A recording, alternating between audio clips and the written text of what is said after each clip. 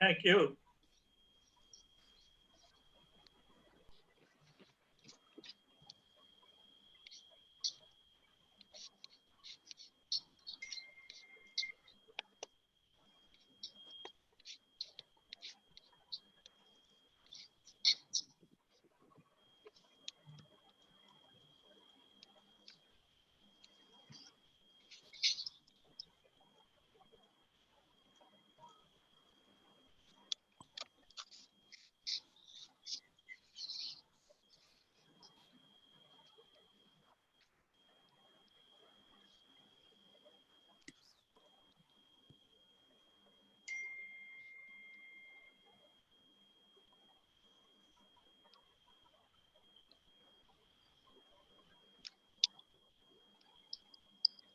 Ashish is saying, let the Chennai Express roll out.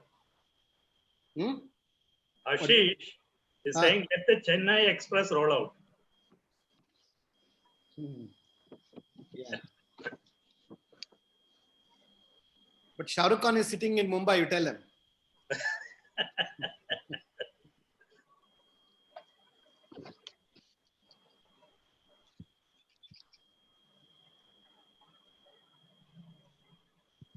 Very good morning to all distinguished colleagues. I'm Dr. Samir Muchala, heading the Medical Affairs for the Cardiology and Diabetology Therapy areas at Zydus Healthcare Limited. At the outset, I'm sure you and your loved ones are safe and healthy during these trying times.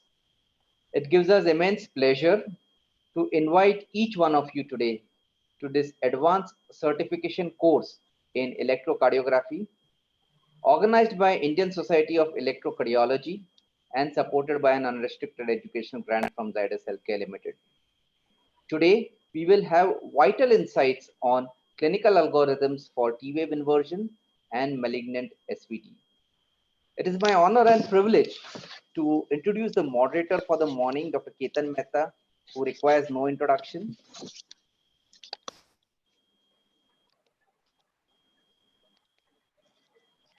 He's a consultant cardiopulmonologist and diabetologist affiliated to Asian Heart Institute, Suchak Hospital, Nama Hospital, Lifeline Medicare Hospital in Mumbai. He's Honorary General Secretary for ISC for the period 2020 to 2022.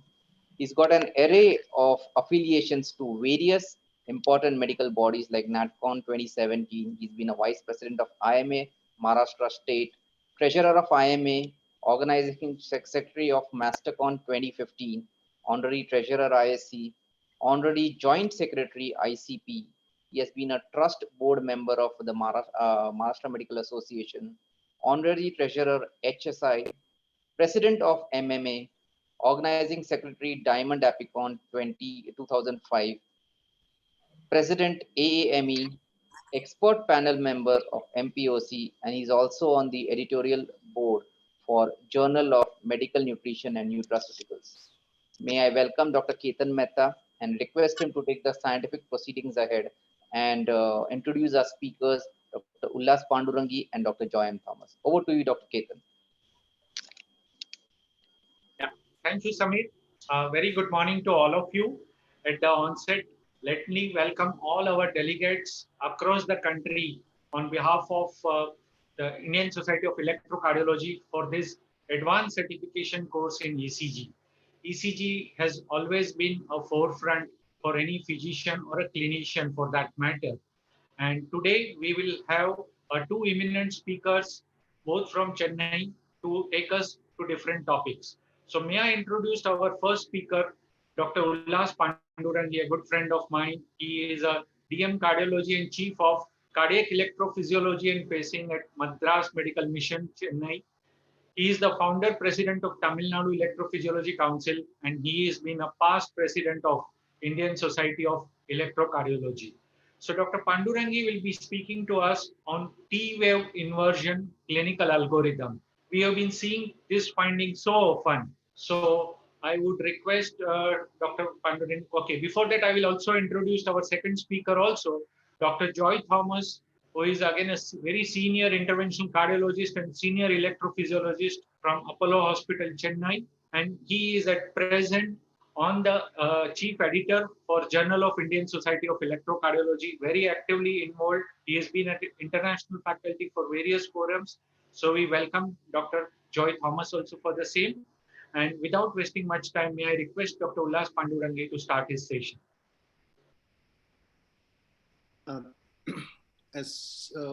Good morning, everybody. Thank you, Dr. Ketan Mehta. You have put in a tremendous efforts to bring this up, and thank you, Zayas. You have coordinated very well. I would like to share my slide deck here.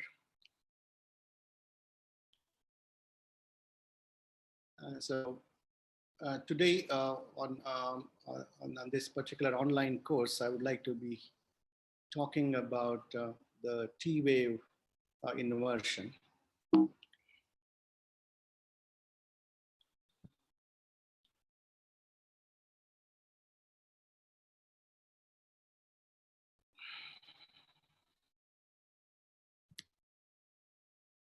All right, so I just am adjusting few things on my computer.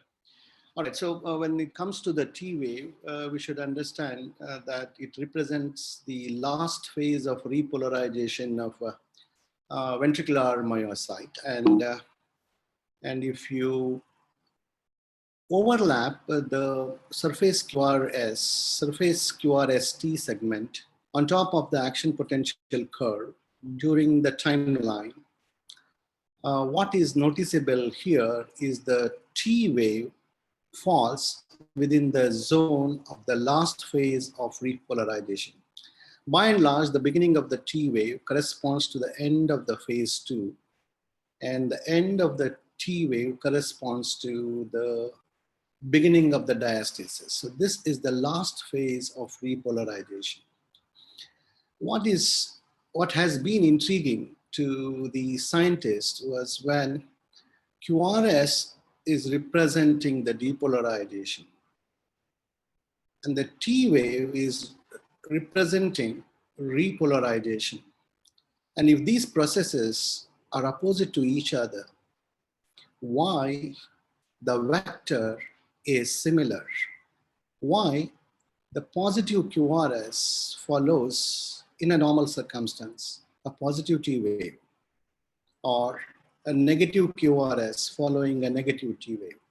This concordant pattern has been a subject of immense research, and even now the debate continues. The most simplistic way of looking at this fact of the T wave polarity and the QRS polarity being concordant is explained by the phenomenon of depolarization, and it's the wave of propagation of depolarization, which begins in the endocardium and then spreads to the epicardium. When it comes to repolarization, exactly the opposite takes place. The repolarization begins at the epicardium and then starts spreading towards the endocardium. So the currents involved in them are opposite, and the direction is also opposite. And hence, they neutralize each other when it comes to the direction of the vector, and the vector remains the same. This, I believe, is important fact to understand the opposite taking place. That is the so-called T wave inversion taking place when the QRS is positive. So that is the subject of discussion for today. So when the T wave inversion is concordant, that is not okay. However, if the T wave inversion is discordant, then there is an issue. Another way, we should be able to figure it out whether T wave inversion is benign or pathological. When the T wave inversion is likely to be benign, when you have an incidental ECG taken from a patient who, by and large, is asymptomatic to all your questions. On top of that, the heart could be normal either by clinical examination or you have a echocardiographic information. And then the electrolytes are normal, and then there is no history of drugs or poisoning. And then that T wave inversion resembles a defined benign pattern, which is explained by the T wave inversion being asymmetrical and the descending limb being gradual and the ascending limb to be very sharp. And then that T wave inversion is isolated, and there are no abnormalities associated with the accompanying waveforms, namely P waves, the QRS, and the ST, and the intervals and the segments. So it's a big exercise when you have a T wave inversion to consider that is benign. You would have checked all these factors. Unless you have not checked this, you may miss a malignant condition. So T wave inversion, before it is considered benign, need to be looked at from all these angles. However, if the T wave inversion can be considered certainly benign, if the following one or more of the followings are seen in that particular ECG. Isolated T wave inversion in AVR, because that is a concordant T wave inversion, and then that is benign. And if the T wave inversion is seen isolated, or one or the maximum two leads of the inferior leads, or an isolated T wave in AVL or in V1, can be certainly considered as benign.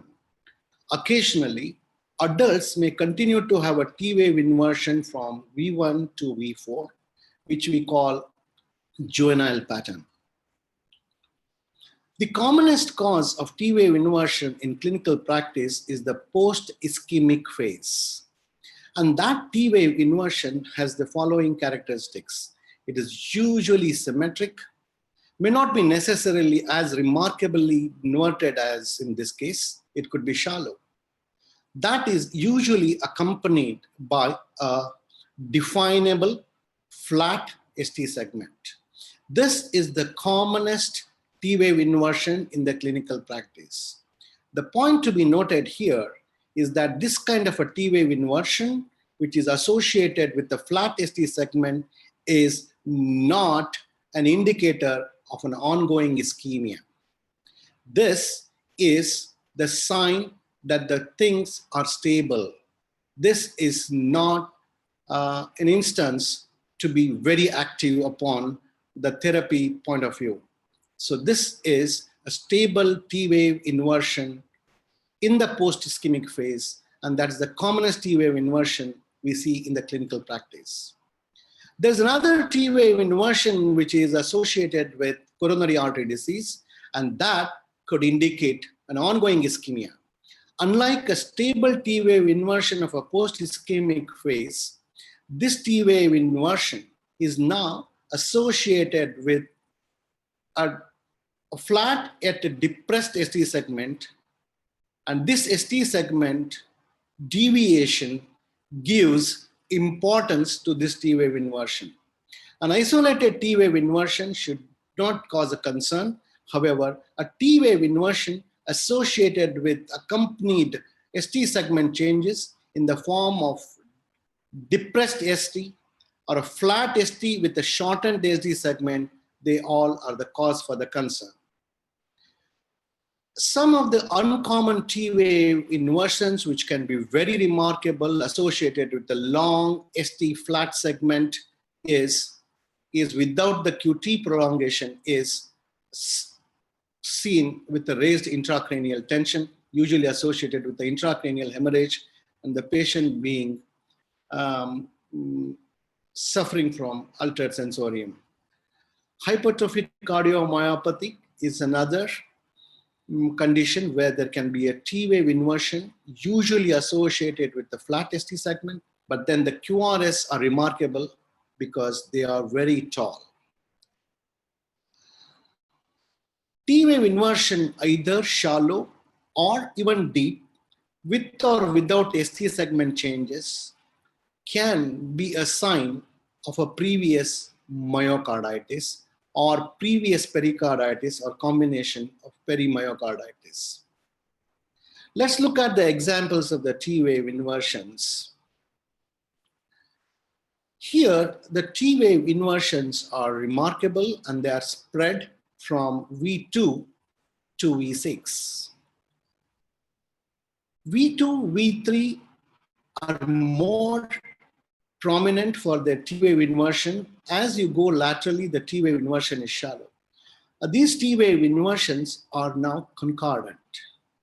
A concordant T-wave inversion, as we mentioned, could be associated with a more benign nature. However, the benign or a malignant nature is also dependent on the accompanying QRS and the ST segment. Here, the QRS are abnormal.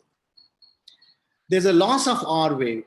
There is a subtle sign of an ST segment elevation. So this T-wave inversion associated with the discordant pattern and an ST segment elevation is usually suggested of recent myocardial infarction and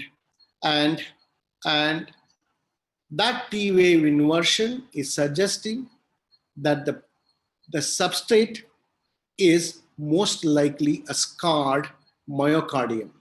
So this T-wave inversion told us that this patient has had a myocardial infarction, which is in the healed phase.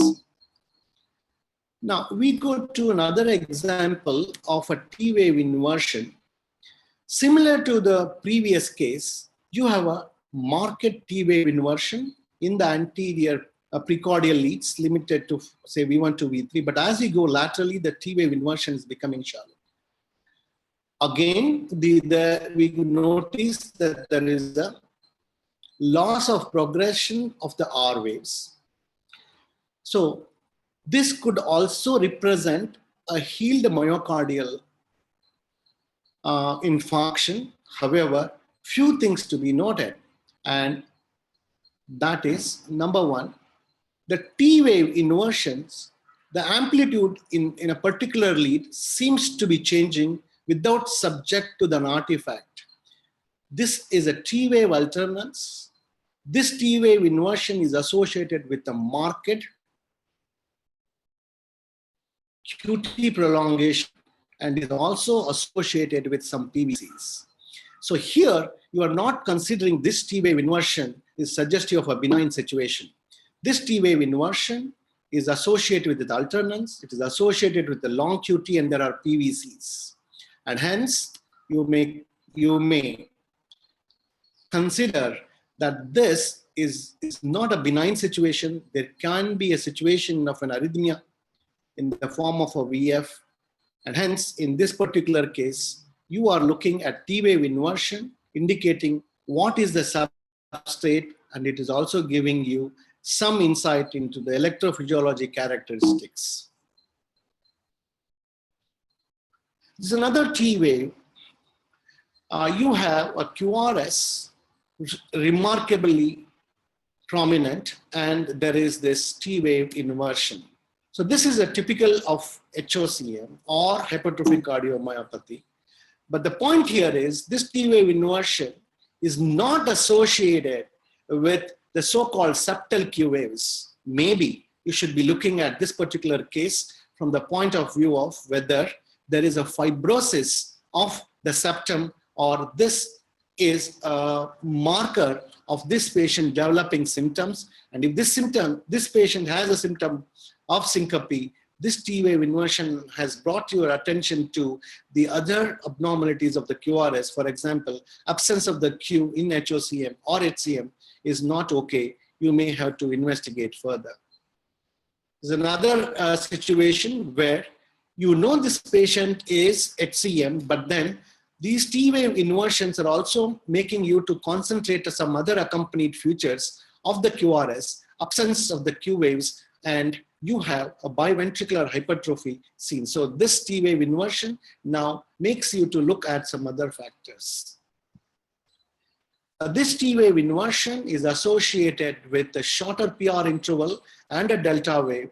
So this probably is not suggestive of an anatomical substrate reason for this. And this is because of a depolarization abnormality. And then that is reflected in a repolarization abnormality. And this T wave inversion, because of the presence of the delta wave and the shorter P wave, one can consider this T wave inversion is secondary and not primary. This is a deep T wave inversion associated with real significant bradycardia without much of a QT prolongation. And if there's a history of a road traffic accident, one may consider this is a reflection of raised intracranial tension.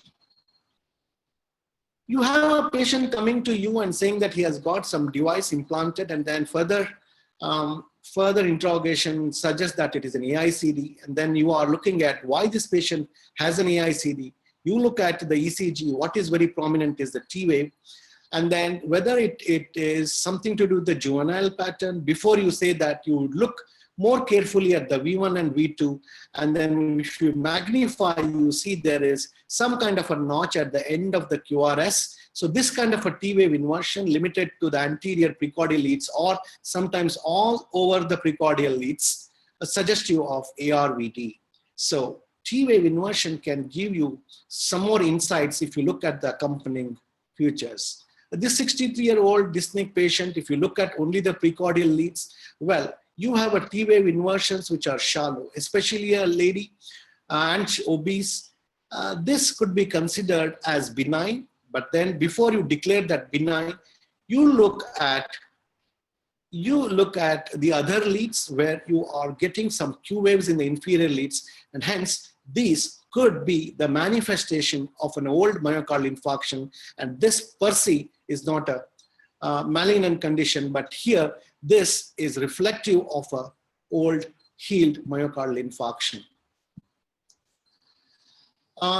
Any patient who has a history of a seizure or a syncope, you should be looking at the ECG, definitely from the point of view of the QRS, but also from the QT interval. On top of that, T wave inversion. Measuring a QT interval may be sometimes difficult, but if you have a T wave inversion, one should look at the QT interval typically. So a T wave inversion should bring your attention for the QT interval. For example, this lady, 68-year-old, who had a UTI and then probably had some antibiotics, the drug-induced QT interval caused her ventricular fibrillation episodes, and that probably led to cerebral hypoxia and then ultrasensorium seizure. So the T wave inversion made you to look at whether the QT interval is normal or no. Sometimes young patients with syncopal episodes, which could be considered as a benign, the ECG can be very, very suggestive of the underlying pathology. It is T wave inversion associated with the long QT, and typically the T wave alternance defines this particular subset as very, very malignant. Sometimes you have a patient who had a palpitations comes to you with this kind of a history, especially a young man who had been doing all right except for occasional palpitation for the 2 years. And this patient comes to you who has had palpitations 1 hour before, but now asymptomatic. If you look at this ECG, what is very, very remarkable is these kind of a global T wave inversions. There are many reasons other than coronary artery disease in a patient who has had a palpitations in the past and who had been doing otherwise well. These T wave inversions could be reflective of an event which this patient must have been suffering, and that is a wide QRS tachycardia. If the patient had a wide QRS tachycardia, for example, and this is a typical fascicular tachycardia, if this tachycardia is terminated either by drugs or spontaneously, what may happen is ECG may start showing during the sinus rhythm the T wave inversions. And these T wave inversions are reflective of what was happening just before this episode. This T wave inversion, and if you do not have any other explainable reasons for T wave inversions, you should consider that in the past, this patient rhythm was having a wide QRS rhythm, and then this T wave inversion is the memory of the wide QRS rhythm in the past, and that is what is called cardiac memory. So if you get a patient where the T wave inversions cannot be explained, you should also be thinking that the the previous episode was a wide QRS rhythm. Similarly, a patient who was having intermittent pacemaker dependency, for example, here in the initial phase, you have a paced QRS rhythm, which are obviously very wide. Whenever his rhythm is restored and the pacemaker goes into the resting mode, the intrinsic QRS may be accompanied by T-wave inversions. So these T-wave inversions in a pacemaker patient may be a sign that this patient has only intermittent pacemaker support and not all the time. So these T-wave inversions are benign, even though they are discordant, and they are the manifestation of depolarization abnormality in the past. So these repolarization abnormalities suggest that there was a depolarization abnormality in the past, and then they continue to have this kind of a T-wave inversion for a while. So we have understood that T-wave inversion can be reflective of an anatomical substrate.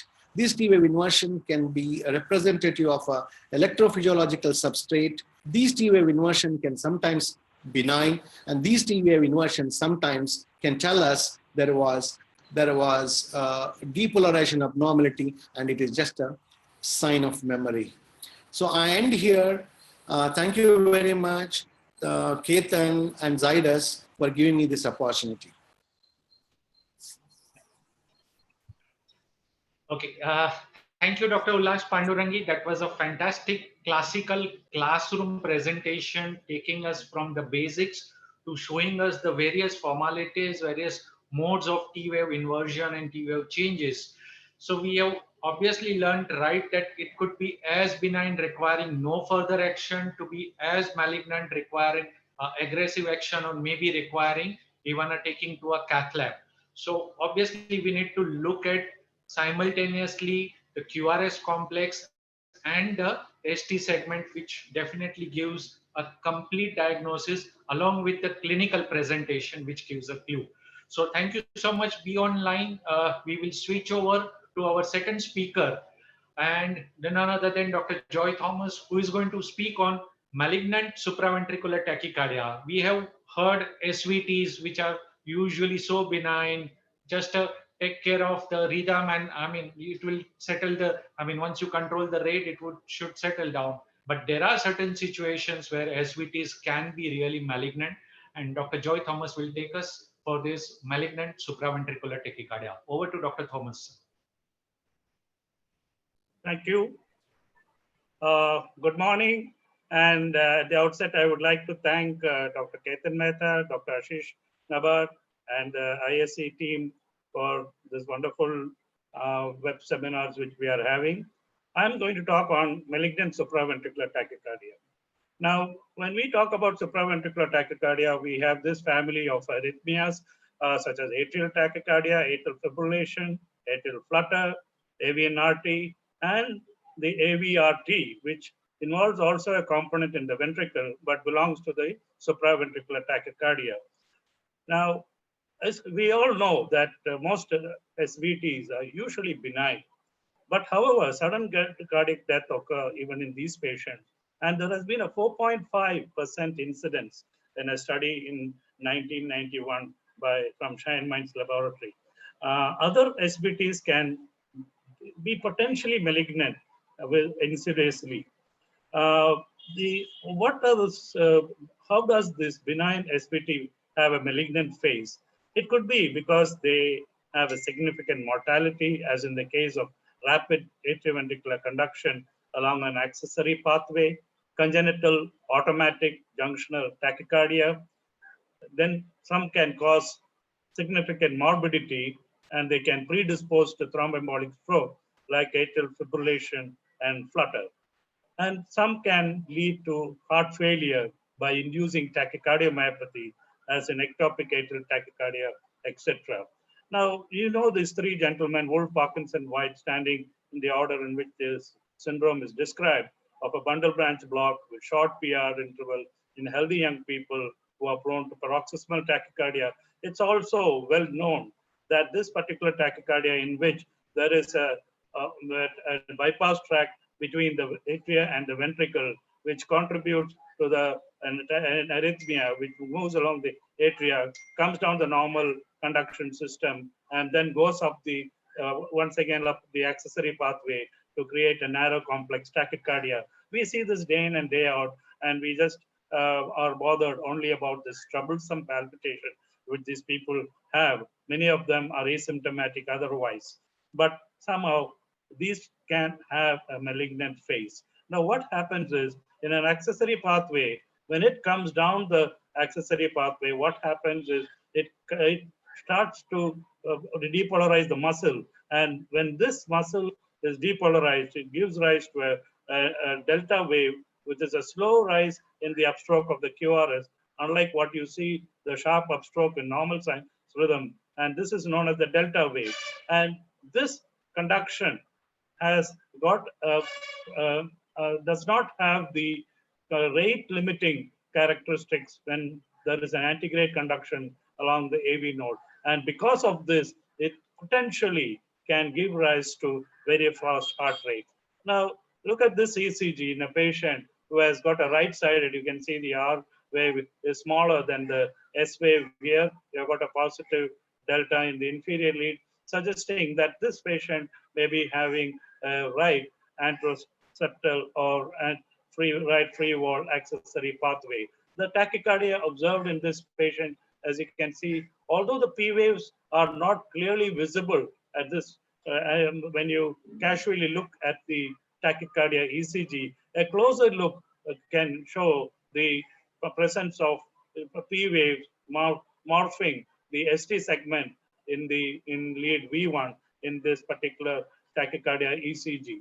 Another example of an ECG in a patient, a young lady who has a regular narrow QRS tachycardia going on. And look at this, the tachycardia suddenly stops. The QRS which are supposed to come there does not come there. The tachycardia terminates, and then this patient goes into an irregular wide QRS tachycardia. So you can see the varying RR intervals that are seen in this.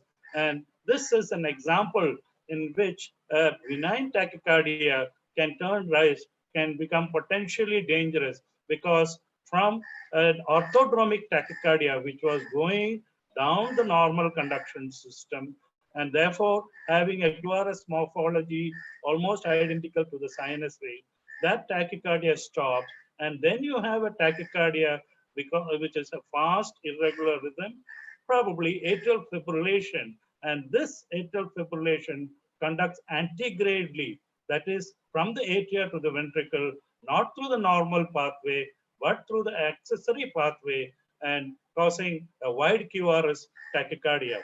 Now, what can be potentially dangerous? Here is another example of a patient in atrial fibrillation with antegrade conduction along the accessory pathway, giving rise to an irregular wide QRS tachycardia. Now, if you look at this portion of the tachycardia, you can see that these two RR intervals is very, very narrow. I will blow it up for you. And here you can see that the interval between these two RR is just 5 small squares, which means it is about 200 milliseconds. Now, why is this important? The shortest RR interval of pre-excited beat, if it is less than 250 milliseconds, indicates a risk because of the rapid conduction down the AV node. Such rapid conduction can lead to ventricular tachycardia, and this ventricular tachycardia can degenerate into ventricular fibrillation and then cardiac arrest.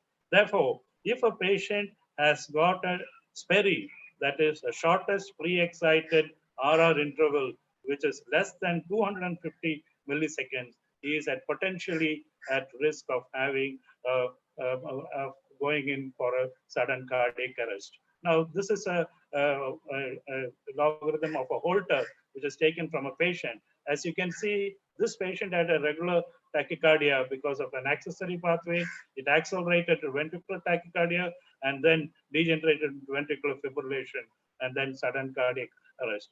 Now, is this very rare? It is not very common, but you have an incidence of 0.15 to 0.39%. And some of the risk factors to identify these patients who are potentially at danger of sudden cardiac death is a Sperry of less than 250 milliseconds, history of symptomatic tachycardia, multiple accessory pathways. By symptomatic tachycardia, it means it's not only that patients have palpitations, but they may also have dizziness, breathlessness, and symptoms which are far beyond the fast heart rate.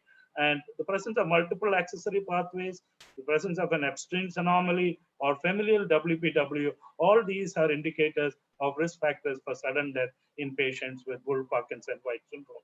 So, and remember that sudden death may be the first presentation, although it is unusual. So you see how an arrhythmia, which we always think is benign, can have a malignant phase. Now, coming to a truly malignant arrhythmia is this congenital automatic junctional tachycardia. Fortunately, it occurs only less than 1% in children, pediatric SVTs. The average heart rate in these conditions goes up to 230 with a range of 170 to 370. It occurs usually in infancy less than 6 months age. It has a high mortality, and fortunately, as the child becomes older, lesser the mortality.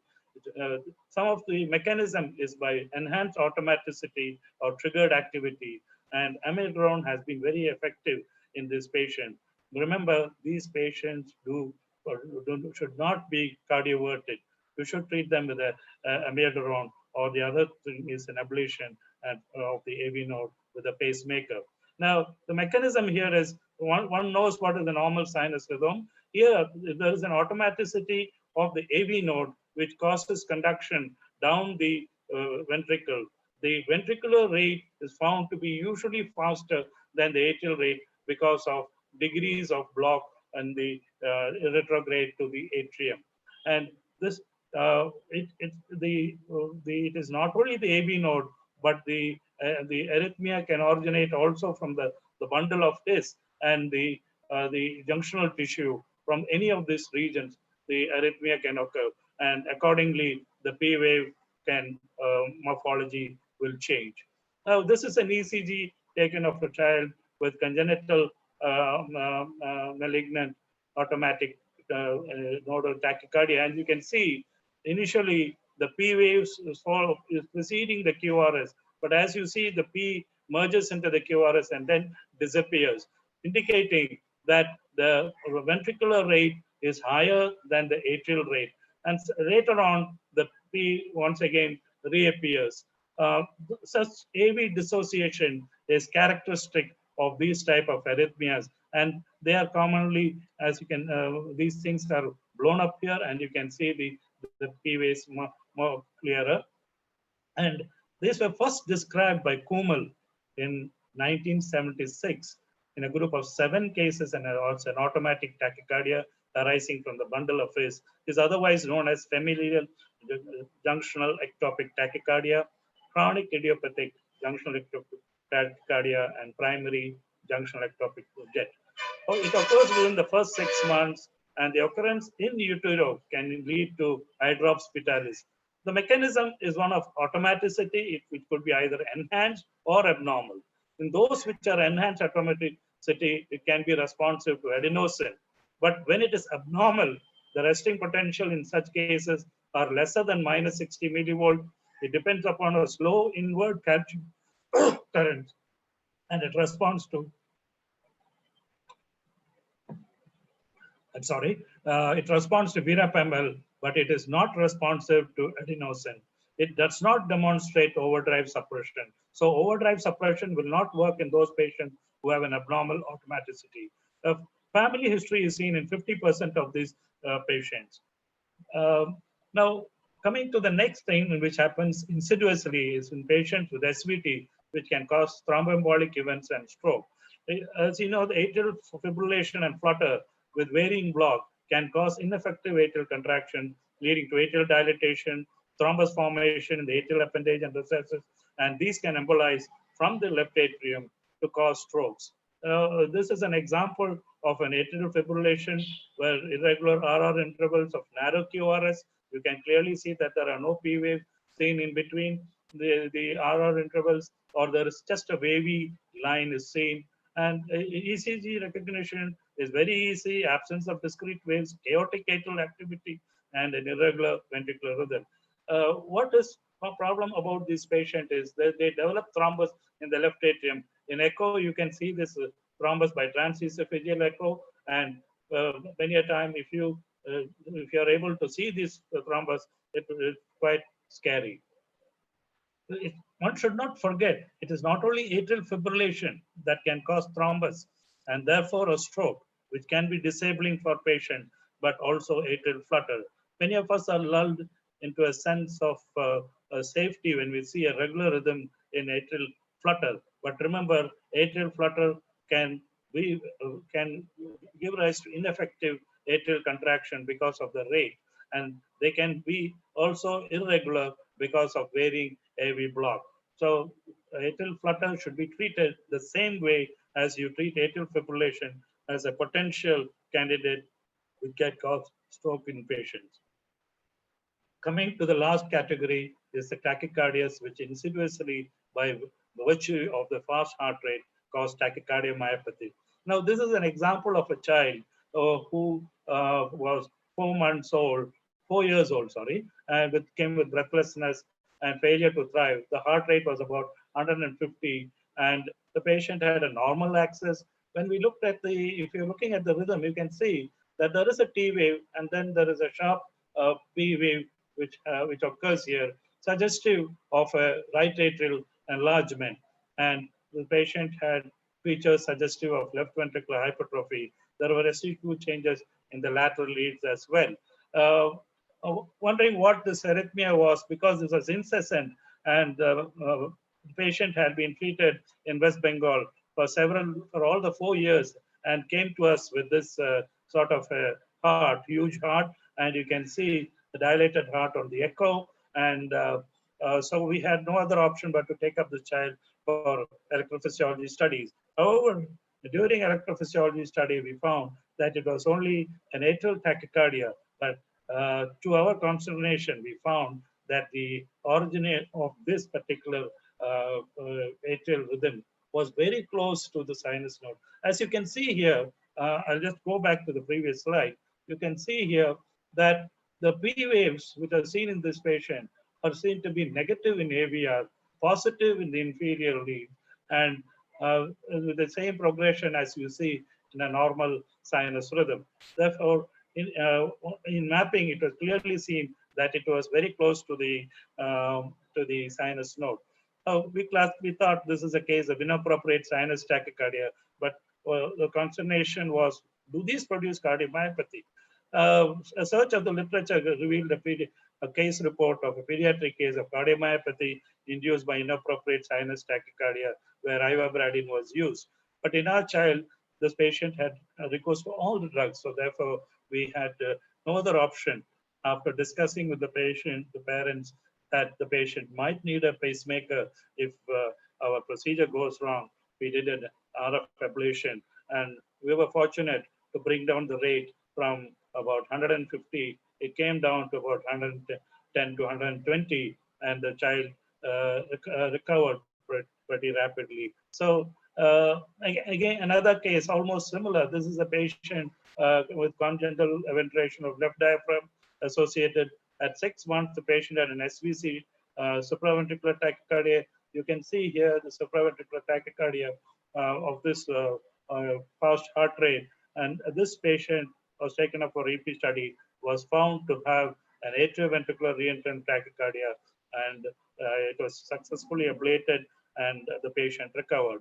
So tachycardiomyopathy can occur with any type of arrhythmia, which is incessant. If you don't control even an arrhythmia which is very close and to the sinus node and causing an inappropriate sinus tachycardia, can cause this type of tachycardiomyopathy. So what is the greatest culprit is, of course, ectopic atrial rhythms, which can cause this.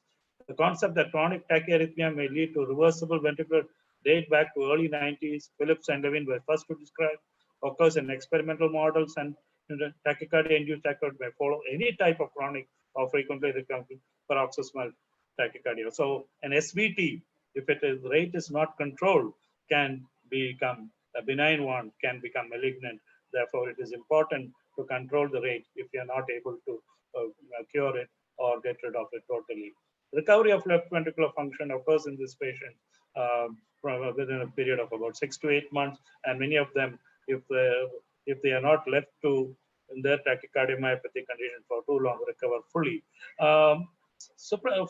AV nodal reentrant tachycardia has been known to be very, very benign, but there have been reports that these patients can cause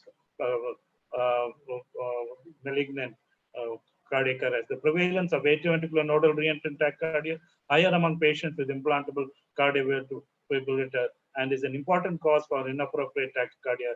But in patients, it can take a malignant form, resulting in cardiac. The finding that electrograms of the initial tachycardia most match those recorded was a clue that the tachyarrhythmia was supraventricular in origin.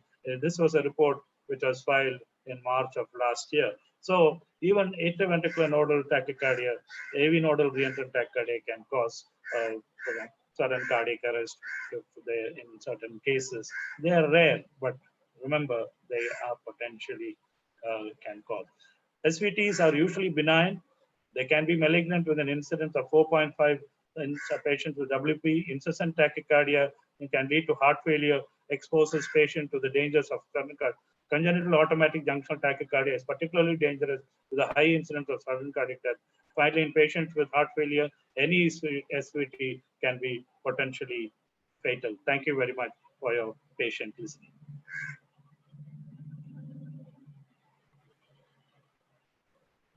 Yeah, thank you, Dr. Joy Thomas. It was a fantastic presentation, and probably, this area which is not been touched upon so commonly. Everybody considers SVT means always a benign, and you've given a wonderful presentation of the malignant varieties of SVT. So bottom line, what we learn is, all narrow complex tachycardia, usually what we say, are not always SVTs, and all wide complex QRS tachycardias are not only VT only. You can have both the way, right? So we would start with the question answer sessions. There are a lot of questions which have come from the delegates, and in fact, most of them have given a good compliments to both the speakers with a fantastic presentation. It was a very good learning sessions for all the delegates. So now, continuation with Dr. Joy Thomas. The question has come: can you give a common examples of VT which are presenting as narrow QRS tachycardia? My talk was on supraventricular tachycardia. Anyway, if you can have a narrow QRS tachycardia, which is a ventricular tachycardia, if the tachycardia site was originally from near the septum. Any paraseptal ventricular focus can cause a narrow QRS tachycardia, particularly those of the fascicular origin. And it's very, very difficult. Some of them are even confused for AV nodal reentrant tachycardia with probably a little bit of aberrancy. So narrow QRS ventricular tachycardias are known, and most of them are occur with a focus near the septum. Okay. And how to differentiate between SVT with a pre-existing bundle branch block versus SVT with aberrancy? We have certain criteria. For example, you have got the Brugada criteria in which you decide whether the tachycardia is of left bundle branch origin or not. And if it is left bundle branch origin from the beginning of the QRS to the time where the nadir, the lowest point in V1, it should be more than 70. If it is more than 70 milliseconds, then it is taken as a ventricular tachycardia. If it is lesser, it is taken as a SVT. Then, of course, looking at V1 morphology, if you have the two peaks of the, if it is an RBB morphology, and you have the two peaks at the peak of the V1, if the second peak was staller, or what do you mean? What we mean is the right side left rabbit here, then it is SVT. Whereas if it is the left side, then it is supposed to be a VT. Then of course looking at the axis, if the axis is normal in the right bundle branch block tachycardia, then it is most probably an SVT. If it is abnormal towards the west, northwest or superior axis, it is supposed to be VT. Looking at V6, if the ratio of V1 to of the R wave to the S wave is very much in the negative, that is, the S wave is much deeper than the R wave and the ratio is much less than 1, then it is a VT. If it is greater than 1, it is a SVT.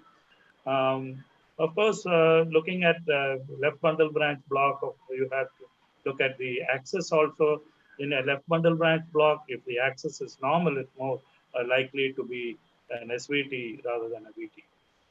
The finite width of the QRS is important. LBB, which is greater than 160 milliseconds, is more likely to be a VT. Having looked at the morphology and all that, we have to go back and also look at the history of the patient. And a patient who has had an history of an MI or has had symptoms earlier of heart failure and other things, it will be prudent to have a wide QRS diagnosed as VT than as SVT, because we know that most wide complex tachycardias are, most of 90% of them at least, are supposed to be VT rather than SVT. So if you look at a wide QRS tachycardia and say, this is VT, 90% of the time you're right. So, but one should go a step further and try to analyze it so that you don't miss that 10%, which could be SVT with aberration. Okay. Coming to Dr. Ullas, there is a question which has come up, the importance of dynamic T wave changes. When you are doing a serial ECGs and the first ECG, there is a normal upright T wave in the precordial lead, second ECG shows flattening of T wave, and the third subsequent ECG shows T wave inversion. So what is the relevance of dynamic T wave changes? Depends on why you made this observation, why you have asked for this so-called observation of the T wave changes over a period of time. So most likely this is a situation where you have done a Holter monitoring, or you are taking a ECG for a longer time, for example, typically during a treadmill test. So if you have a change in the T wave morphology over a period of time, and then that is observed from the context of risk stratifying for development of a ventricular tachyarrhythmia, then you have a point. These could be quite remarkable, where there can be a macro changes, or these changes can be also micro changes, and they could be in the form of every alternating beat, or these T waves for a period of time are uniform, and after a period of time they can be of a opposite polarity. All that is something to do with the way the depolarization and the repolarization is taking place across the myocardium. As long as there is a basis for this observation, then it has an importance. But if you do not have any basis for this investigation, it does not have any meaning. And even in the so-called risk stratification for sudden cardiac death, looking at the T wave morphology changes over a period of time, currently is not the part of the standard of care.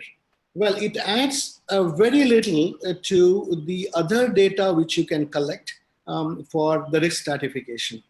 So it depends. It depends. The answer to that question is depends. Why did you do that observation? The question is pertinent to the patient who presents with a typical chest pain, and when you are monitoring with the serial ECGs. So in that scenario, we'll have that implication in terms of a changing T wave. Right. So now we have a case here who has had a chest pain which looked normal. And then you took another ECG, there were T wave inversions. This particular point, I thought I had emphasized.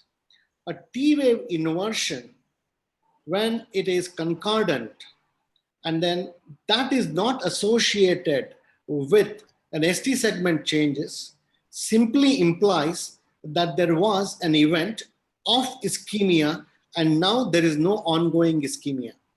If these T wave inversions are associated with ST segment depression, then it has a meaning. If the T wave inversion was not there about 1 hour before and now there's a T wave inversion, it is likely that there is a kind of an acute ischemia goes on and then resolves. The classical example of this kind of a T wave inversion is seen in Whelan syndrome, where there is a transient occlusion of a significant fixed left anterior descending coronary artery. When there is a pain, there is going to be a T wave inversion with ST segment depression. When there is a spontaneous resolution of that ischemia, everything is perfect. So this one should remember that the T wave inversion, if it is associated with ST segment depression, it's an ongoing ischemia. And if it is just the T wave inversion and then there's no significant ST changes, then it is a sign that the ischemia had taken place and now it is stable.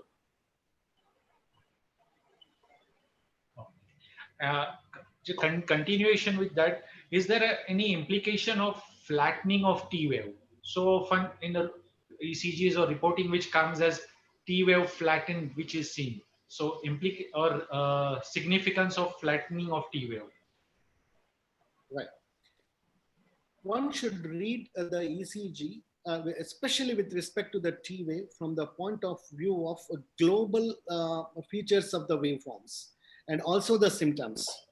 Isolated shallow T wave inversion, flattening of the T waves can never be considered as pathological as long as there are no other associated QRST waveform changes or if there is an associated symptomatology. So isolated flattening of the T wave, isolated shallow T wave inversions are not suggestive of any acute issue. Okay. Coming to Dr. Joy Thomas, sir, you mentioned about tachycardia-induced cardiomyopathy. The question which has come is, what is the minimum time duration which requires when a patient with persistent tachycardia develops cardiomyopathy? It's Dr. variable. Joy Thomas. Yeah, it's variable, but cases of heart failure developing within 2 weeks has also been reported, and there are some which can come on after a few months. So there is no exact number of days or number of weeks, but anything from 2 weeks to months can happen. What is important is the incessant nature, and if it is not controlled, they can. What happens is in the mitochondria there is a exhaustion of ATP granules and ADP granules, and this is one of the things in the Golgi apparatus, which goes on to lead to what you call the myocell getting damaged and causing the heart failure.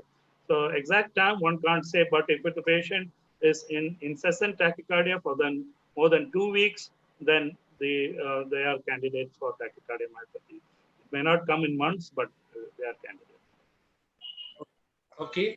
Another question which has come is that does the stress or anxiety can lead to SVT, paroxysmal PSVT?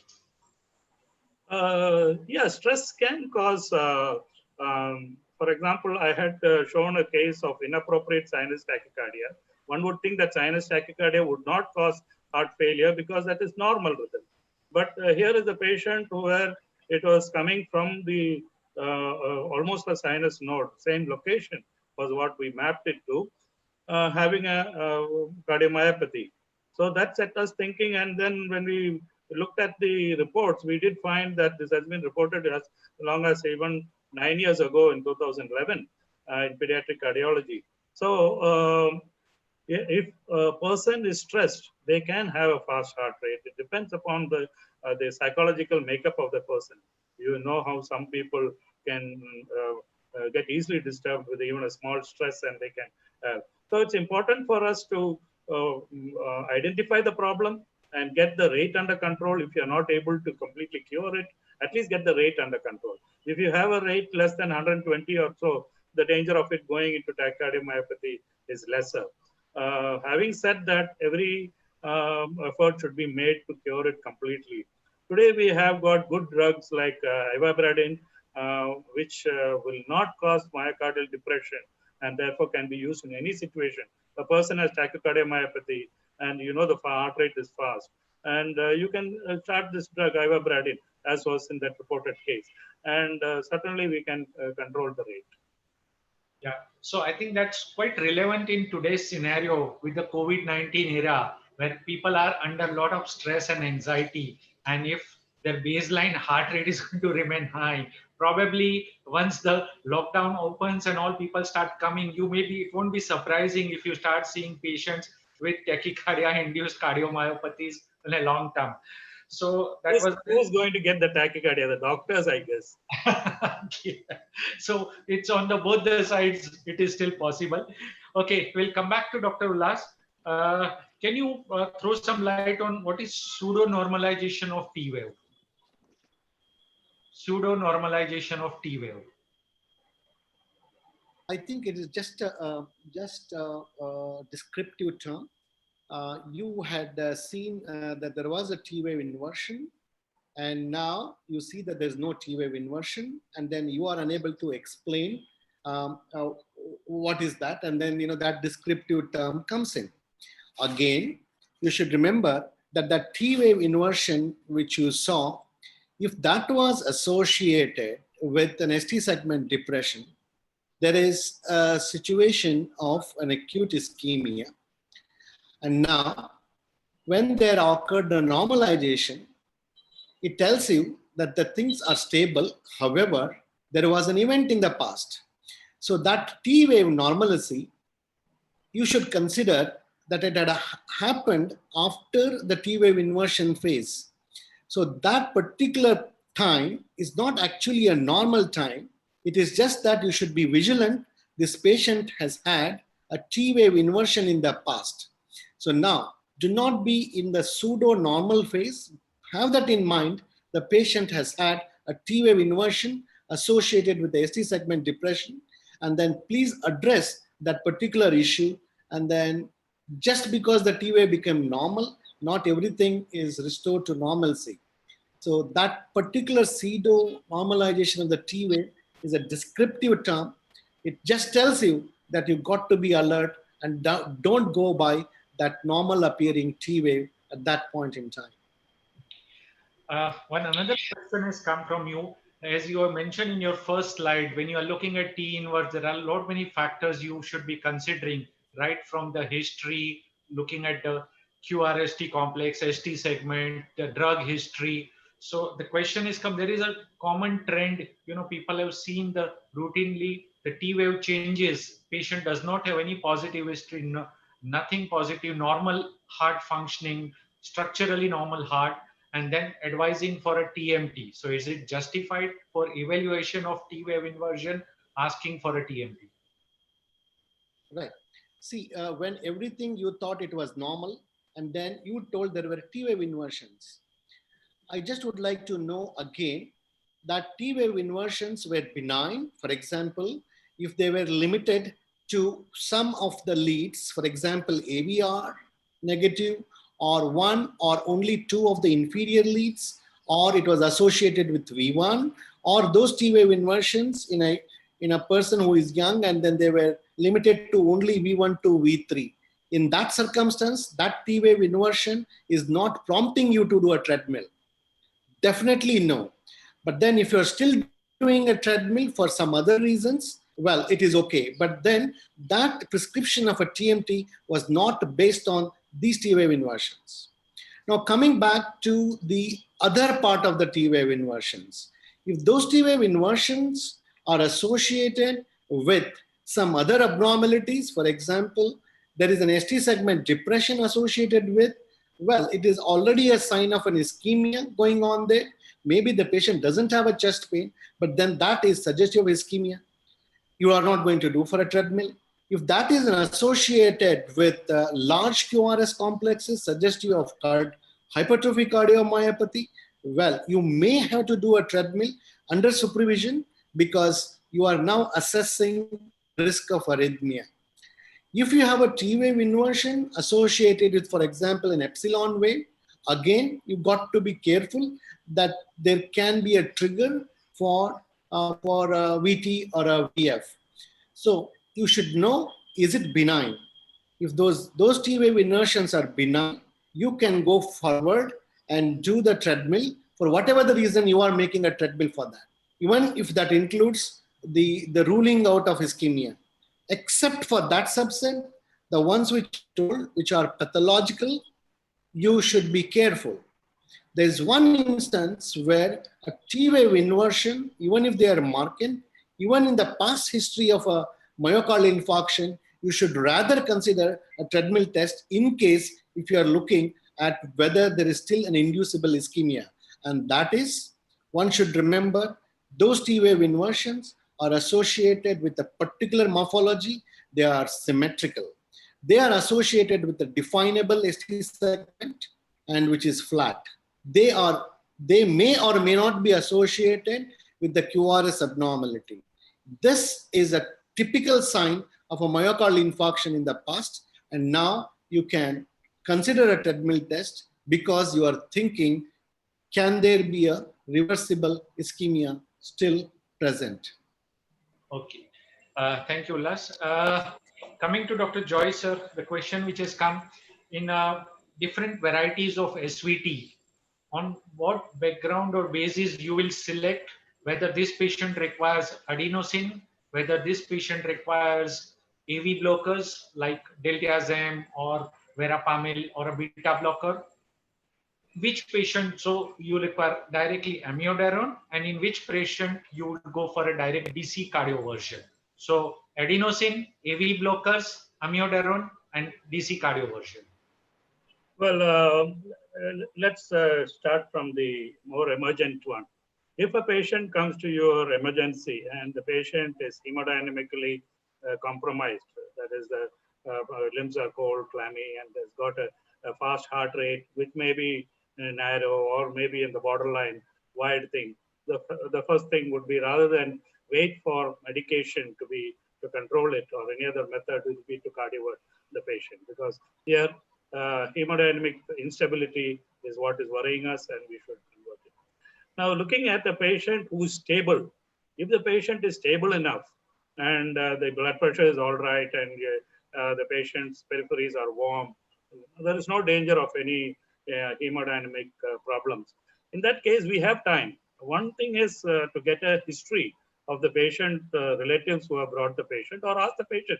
The patient may be conscious. Ask him or her whether they have had such an episode earlier, whether they have been how they have been treated. That can give a clue. Now, regarding the use of AV node blocking drugs versus the amiodarone, etc., we should not be using AV node blocking drugs in patients who have got a wide QRS and where you suspect that this patient might be conducting along an accessory pathway, because in that case, if you give AV node blocking drug, you are going to block whatever AV node conduction can be there, and that could be potentially dangerous. So in a wide QRS tachycardia, where you suspect that the conduction along an accessory pathway, please don't give AV node. In a narrow QRS tachycardia, where the patient is stable and the blood pressure, everything is all right, and they have had previous episodes, one must remember that even in AV nodal reentrant tachycardia, AVRT, with an accessory pathway, or WPW syndrome, most of the time, 90% of the tachycardia is orthodromic, which means they conduct from atrium to the ventricle along the normal conduction system. So in these cases, AV node blocking drugs like your ABCD, adenosine, beta blockers, calcium channel blockers, digitalis, any of them may be effective. Here they may be used rather safely. But if the patient has got a wide QRS tachycardia where you suspect that there is an antegrade conduction along accessory pathway, do not use any of these ABCD drugs. So thing is, hemodynamic instability, DC work. The patient is stable, try to get a history. If the patient has got a wide QRS tachycardia, try to use amiodarone or other drugs. Nowadays, you've got propafenone and other drugs also, and you can use them, those drugs which are better in patients who are conducting along an accessory pathway down from the atria to the ventricles. In other cases where there is narrow QRS, patient is stable, you can still use AV node blocking. If I can add, sir, usually whenever the amiodarone effect, what we see in during the acute phase of tachycardia, like in SVT, it is predominantly the beta blockade effect, which is coming from the amiodarone, which is helpful at the immediate effect. So probably amiodarone is more of a misadvertently used even in SVT cases, which could have been still be avoided, which can be reserved, when you really require, like unnecessarily getting used for a benign supraventricular tachycardia, sir. Yeah, see, one must remember that amiodarone has got multiple actions of almost all the classes of drugs. That is why it can act in any type of tachycardia. So if a person is in doubt, like I told you, you can use amiodarone. There's no harm in it. And of course, one has to be careful about taking an ECG and seeing and monitoring the QT and seeing that QT doesn't get prolonged, so that you don't put the patient into a polymorphic ventricular tachycardia later on. Remember that potassium is very important whenever you're dealing with any arrhythmia. So one of the important things to do when you start amiodarone or any of these drugs with a potentially QT prolonging effect is to see whether the potassium is normal.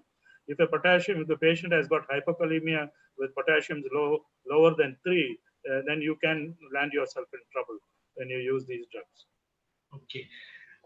Sir, you had also mentioned about the atrial flutter, which should not be taken so lightly, and the implication that you need to look at the same aspect as you're treating atrial fibrillation.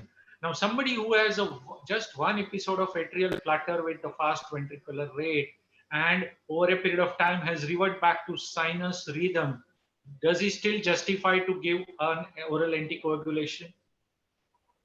Yes, if a patient has had a documented episode of atrial fibrillation and you have not, successfully converted it by ablation, let's say it's a typical atrial flutter, you have not done an ablation, or you suspect that this patient might again have episodes of flutter, then it is prudent to anticoagulate this patient, because once the patient has a stroke and comes to you, there's no way you can console that patient. A stroke is a stroke forever, and therefore it's important to anticoagulate.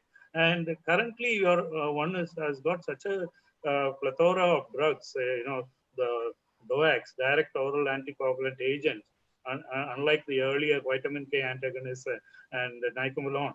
We have got so many drugs available now, which can be used quite safely and with great ease. There is a little, it might hit the pocket, but still, it's better to anticoagulate this patient. Of course, having said that, you have to look at the bleeding risk by looking at the Hasbled score, and also look at the patient from the necessity of anticoagulation. But if a person, to answer your question directly, atrial flutter, one episode, likelihood of atrial flutter in future, anticoagulation as for atrial flutter. Okay, thank you, sir. Dr. Ullas, can you just throw some light in reference to bundle branch block? When will you call it a primary T wave changes versus secondary T wave changes? Yeah, so the primary T wave changes are associated with some kind of a substrate. For example, anatomical substrate. They are called primary T wave changes. So for example, you have a hypertrophy, you have a myocardial infarction, or you have kind of a cardiomyopathy. And then those substrates are associated with abnormal or a prolonged depolarization, and hence they have a wide QRS. Now that wide QRS may or may not be very typical of a bundle branch block. For example, a wide QRS associated with a myocardial infarction may have a QS pattern, for example, or a small r and a big S in V1 to V3 and a QRS widening. If that is associated with a T wave inversion, then it cannot be called as a primary T wave inversion. So if you have a T wave inversion and the QRS is not very typical of a bundle branch block, there is a suspicion that this is a primary T wave abnormality. But if you have a T wave inversion which is associated with either typical bundle branch block pattern, or if it is associated with, say, WPW pattern, it's a very likelihood that the T wave inversion is secondary to the electrical problem, and that was a depolarization, and that is not an anatomical problem. So in this situation, that T wave inversion should be considered secondary to an electrical event, and that was depolarization. So again, a T wave inversion should be considered in association with how is the QRS. If the QRS is very typical of a bundle branch block, or if it is typical of a pre-excitation or WPW pattern, that T wave inversion is most likely going to be secondary. And if the QRS doesn't fall into these two groups, then it should be considered as the primary. Yeah, thank you, Dr. Ullas. We had a fantastic discussion. Quite a few questions are coming. There has been suggestion that we should conduct more such ECG courses regularly.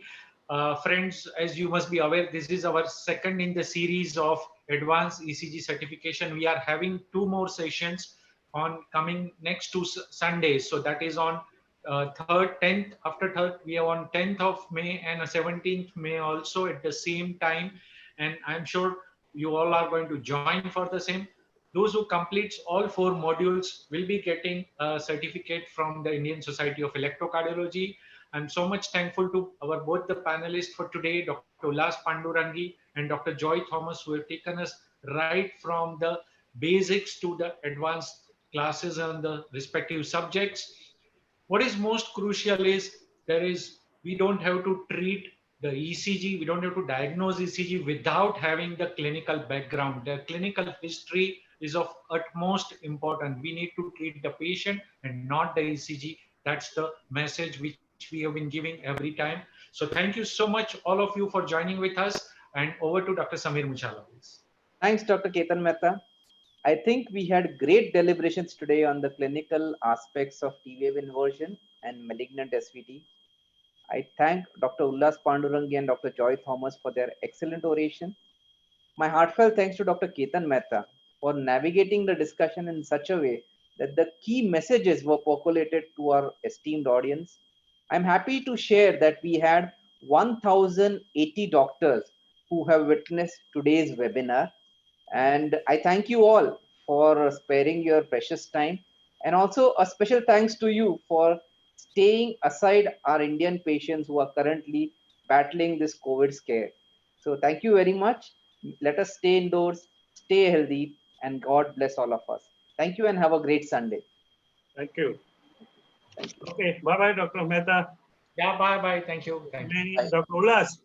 Bye, friend. Bye. Keep safe. Bye. All of you. Bye. Bye. Thank you. Ketan, thank you.